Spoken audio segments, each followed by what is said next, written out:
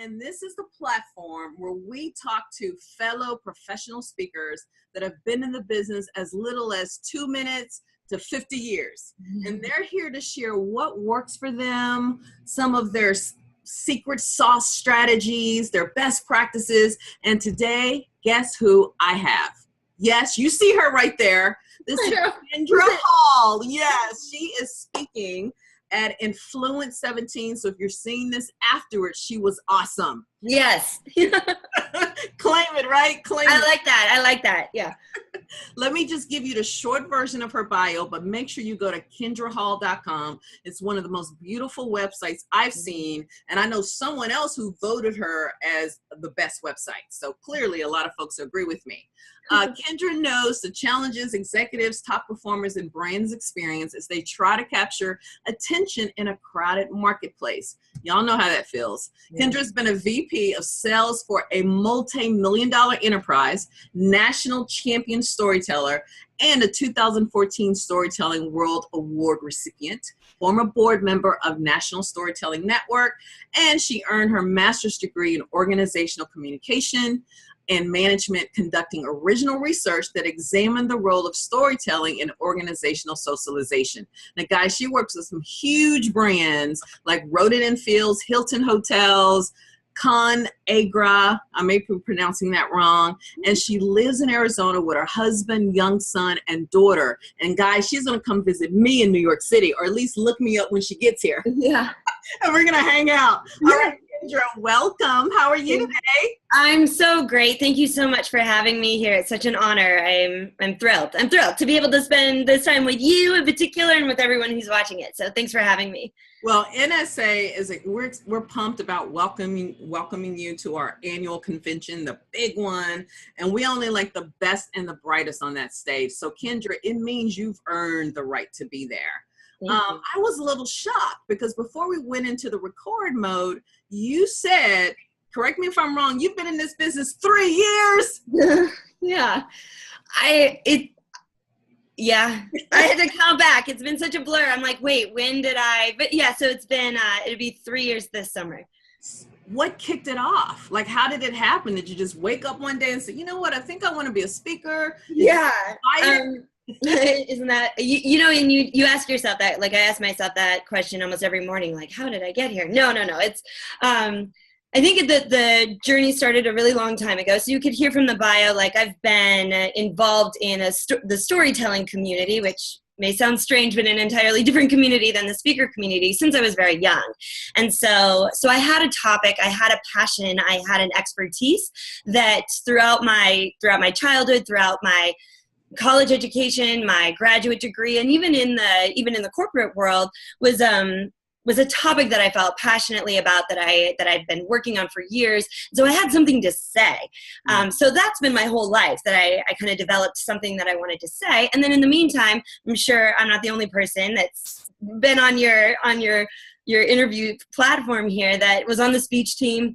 I did a lot of speaking in my role of VP of sales. And so it was kind of those two things coming together. I had something to say and I knew how to say it. But I have to say, honestly, I wish I had considered it earlier. And I did once. I remember sitting at a early morning spin class with some friends of mine, and they're all very high performers, very top of their field and what they do. And I turned to one of the guys who, multi-million-dollar guy in land development. And I said, I think I want to be a motivational speaker.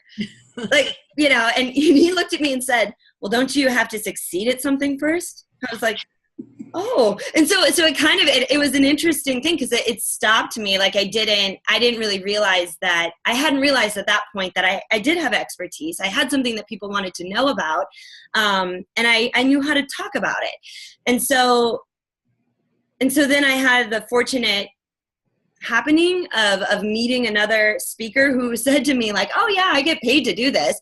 And I just asked him, I said, well, how do you find, because I think that's the thing that right at the beginning you ask yourself, like, how do I find a stage? Like, where do I talk? Like, where do I say this? And he said, just random, like just in conversation, he said, well, you could look up CVBs, like convention and visitor bureaus.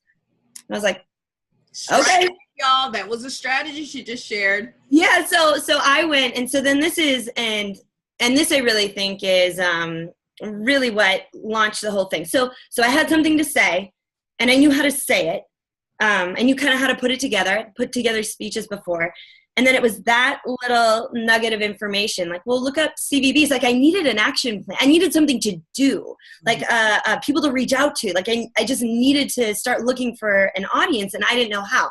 That one comment, then I came home and I thought, that's what I'm going to do. I'm just going to set a goal, and I'm going to go on the internet. And this is what I did now 3 years ago. And I set a goal to reach out to send 100 emails a week for 6 weeks.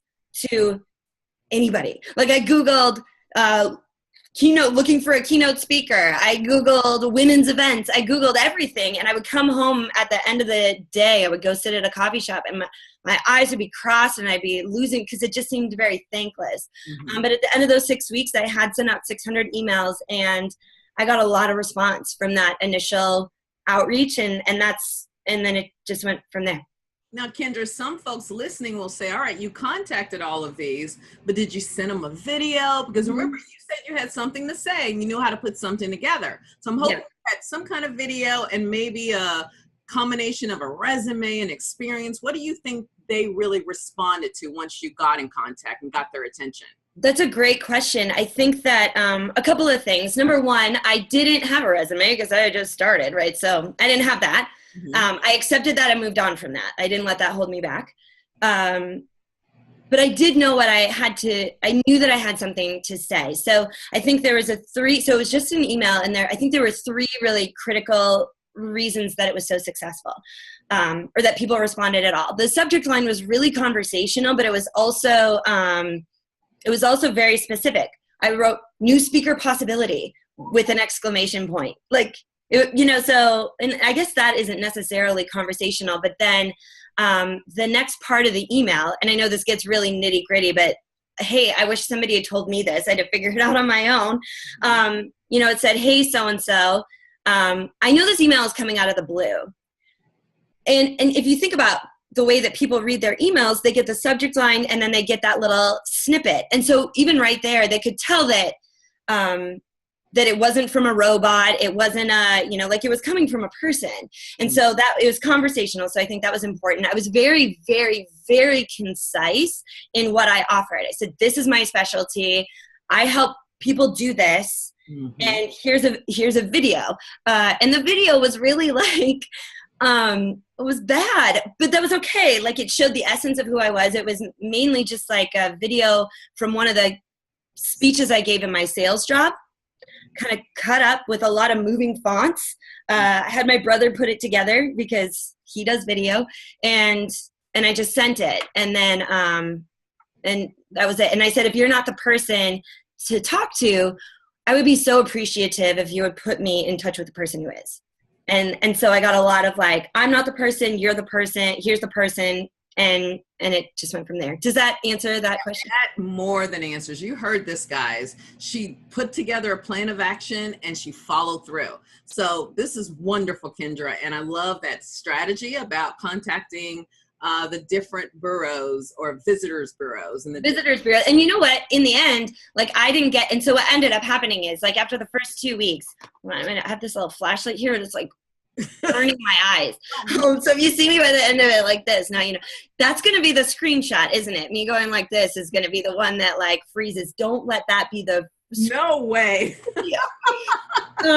But so I started, I would email some of the CVBs and I didn't really hear back from anybody. But I knew I was, and this is true for any business here. I knew I was writing so many people, it didn't bother me if somebody didn't write me back, right? Mm-hmm. What happened was I wrote one association, like I Googled I can't even remember what it was, the marketing association. And it came up, that there was a chapter meeting. And I was like, oh, if there's one chapter, maybe there's another chapter. Yeah. And so I started finding some of those chapters. And then when I heard from one of the I found one. And then when I heard back from that one, I thought, wait, this says that they're a chapter. Maybe I should look up the other chapters. And so I looked up all the other chapters and said, oh, I'm in conversation with, such and such chapter. And so once I found like I got a bite from one, I knew that was a vein that was interested in my message. And I didn't spend a lot of time on then the veins that weren't interested in my message, but I did go deeper on the ones that were. Guys, you hear that? I mean, you just hit the nail on the dot. Associations are big with us. Yeah. Sometimes if you get in front of an association, you get so much spin-off business. And it's so true. So many of us do it that way. So this is fabulous, Kindra. Now that you've been in business since 2013, which seems like yesterday. No, 2014. 2014. 3 years. She is serious. Wow, that is fabulous. What would you say has been a big lesson for you? Like maybe you had to tweak a little bit or say, you know what, maybe I'm going to use this marketing strategy, not this one, or maybe it was team. What was a big aha that you got and shifted a little bit? All of the above. No, no. So there's been a lot, like I've had to learn a lot of lessons. And I think that's, you know, like I do realize that this has been a very short period of time, which is awesome, but it also has meant that I've had to learn very quickly, and I've done things wrong because I just don't know. I did hire a coach. Not necessarily a speaking coach, but a speaker business coach, because I knew that I wanted to go very quickly, and I knew that there was a right way and a wrong way to do it probably, and I just wanted to do it the right way. So I made that investment. It has paid off tenfold. That was a very valuable choice. It was beyond what I was comfortable doing at the time, but it turned, you know, sometimes you have to make those investments. Another important, or do you want to say anything about that? I'm sorry. I'll just keep going. It's so fun to talk about this. I try to talk about this to my friends, and they have no idea. This is great. I love what you're saying. Ooh, we got a little bit of a delay, guys. So technology, that's okay. All right. You good? Yes, I'm good. So keep going. Okay, someone just rang my doorbell, but I don't know who that is, so I'm not going to answer. So I had the coach. Another thing that I learned was really about messaging. I at first was talking about what I did, which worked, but once I shifted from not what I did to the problem that I solved for them, which was, so I say it sounds really easy when I say it like that, and that took in and of itself 2.5 years to figure out, right? Like it took a long time to figure that out. Like, what problem do I actually solve for people? Because people weren't out there looking for my speech. They were looking for solutions that I can give them. And so I just had to meet them in that place. And so that took a lot of work. It took a lot of soul searching. It took a lot of thinking. It took a lot of work to do that. But once I tweaked that, and it's always going to evolve, but once I tweaked that, things started moving even more quickly, which was great. Team, I did finally bring someone on to my team, but I think there's a point that, and so I know, like I was asking myself that same question, so I'm sure somebody who's watching this right now is asking themselves that question. When it became really painful, where I knew I wasn't doing the things that I am uniquely capable of doing because I am the knowledge expert, because I am the speaker, because I was getting too bogged down in the things that someone else could do, contract negotiation, you know, all those following up, sending fees, all that stuff.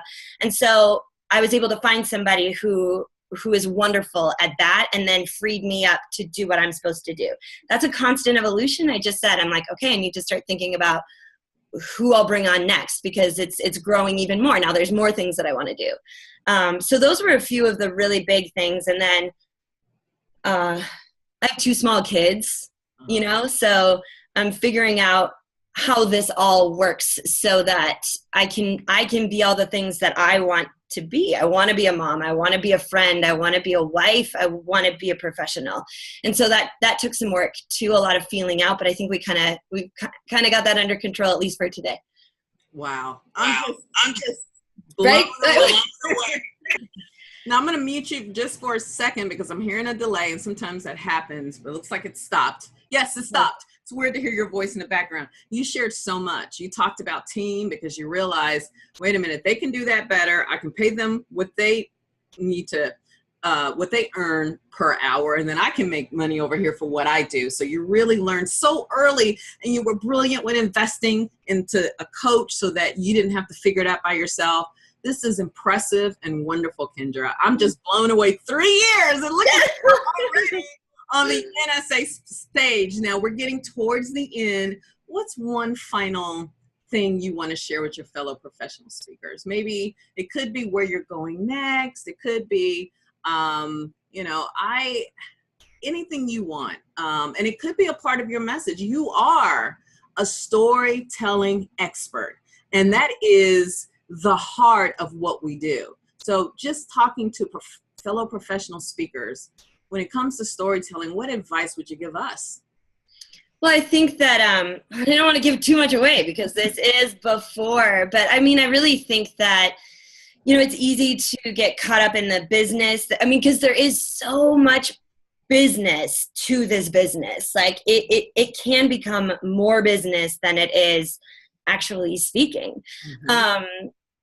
But the power your story has to impact the people that you're in front of. And it's way more than the research that you've done or the quotes even that you can share from stage. Like taking the time to develop engaging stories that your audience can see themselves in. That's how you take 1 hour and impact somebody for a lifetime. And it takes work. And I know some speakers, the reason that they're so good is because they tell stories. And I know that there are some who they kind of struggle with that. And I think the investment in that skill, no matter what side of the spectrum you are on, is so very important. And I think it's funny because I shared in the short video to promote the event, the story of... I loved, by the way. Isn't that fun? For mine. You know what's funny though? So here's the story behind that. And I'm actually thinking I might, you know what, I'm not going to tell you the story behind that, but there is a story behind that story. Uh-huh. And I think it's easy to forget the power that your stories have. And then you have those moments. I was recently at an event where somebody had heard me actually 10 years earlier in my sales job, and they could recite back to me details from my story from a decade earlier. And they couldn't recite back to me any of the info I gave them, but because the info was in the form of the story. We remember stories. Yeah. Exactly. Wow. So I guess from my expertise, that's what I would say. And from a speaking business perspective, do whatever you can to keep loving what you do. That's what I've learned, is sometimes there are things that make you not love this. There can be things that make you not love it. And so I'm always, when I feel like I'm starting to not love something like a plane ride or a hotel or whatever it is, I find ways to love it, because as soon as you let those things, it can ruin all of it. So I'm very careful about that, to make sure to do things to keep loving it. Mm-hmm. Yeah, after 3 years, I know that sounds silly, but you know how it is. Like, I do. Delay, flight gets canceled. Like, how do you keep loving it? Otherwise, why do you work for yourself? Exactly. Thank you, Kindra Hall. How can folks find you? KindraHall.com, my website. I'm on Facebook. I think my Facebook page is facebook.com/KindraHallFan. That's my professional page. And I'm also on Twitter. I think I'm on LinkedIn, but I'm hoping to go to a few LinkedIn sessions actually at the event. Well, maybe come to mine now. Yeah, and I'll be at your lifestyle business. Yes, exactly. Well, you hit the nail on the dot. We thank you at NSA. We thank you as fellow professional speakers. Having you in our industry means the world. And we will talk to you later. We'll see you then.